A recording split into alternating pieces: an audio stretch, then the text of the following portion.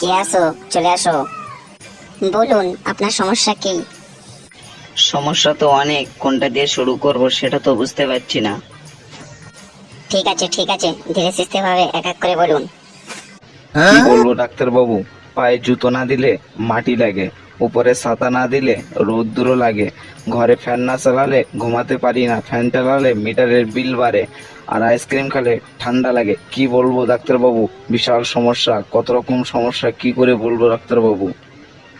আপনার যে সমস্যা, আমার যে ডিগ্রি থাকার দরকার সে ডিগ্রিটা আমাকে নেই। আপনি আগে ভাগুন, না তো কিন্তু আমার মেজাজ কিন্তু গরম হয়ে যাচ্ছে।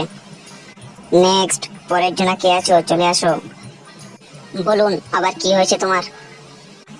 ডাক্তার বাবু, আমার তো পায়ের ব্যথা তো এখনো সারলো না।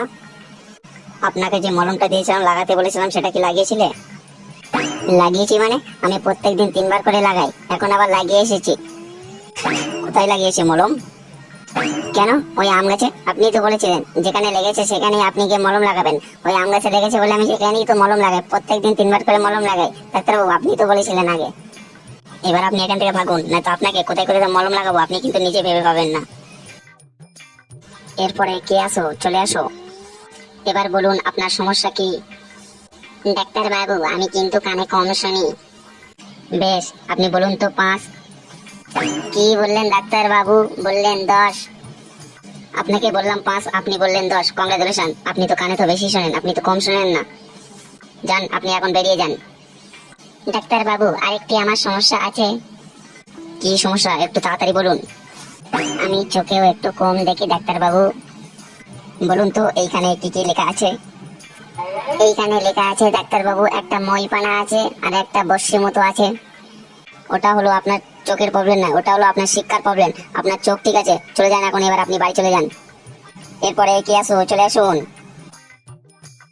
কি হয়েছে বাবু তোমার? ডাক্তার বাবু ওর মাড়ির দাঁতে পোকা ধরেছে। আমি বুঝেছি বুঝেছি, ওর মাড়ির দাঁতটি তুলতে হবে। ডাক্তারবাবু আপনি কি বিনা ব্যথাতে দাঁত তুলতে পারেন? না বাবু, বিনা ব্যথাতে দাঁত বের করা সম্ভব নয়। দাঁত বার করতে গেলে একটু না একটু তো লাগবেই তো বাবু। আমি পারি বিনা ব্যথাতে দাঁত বার করতে। সেটা আবার কিভাবে দেখি তো বেটা। এই দেখুন আমি বিনা ব্যথাতে দাঁত বার করতে পারি। বাবু তুমি তো বাচ্চা না, তুমি তো এঁচড়ে পাকা বাচ্চা। তা না, ওষুধটা দিনে 3 চামচ করে খাবে।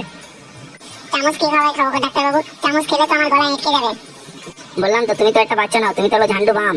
যাও এখান থেকে, এখন চলে যাও। এই শুনুন, আপনাকে বলছি বাচ্চাকে একটু খেলাধুলায় একটু মনোযোগ দিতে বলবেন, কারণ খেলাধুলা করলে বাচ্চাদের ব্রেন ভালো থাকে ও শরীর স্বাস্থ্য ভালো থাকে। একটু ভালো করে খেলাধুলা করতে বলবে। ডাক্তারবাবু এ তো প্রত্যেকদিন ক্রিকেট খেলে। খুব ভালো খুব ভালো। তা কতক্ষণ ক্রিকেট খেলে শুনি? যতক্ষণ না মোবাইলের চার্জ না শেষ হয় ততক্ষণ পর্যন্ত ক্রিকেট খেলেই যায়। আপনারা এবার কিন্তু যান এখান থেকে, নয়তো কিন্তু আমার কিন্তু প্রেশার কিন্তু বেড়ে যাচ্ছে।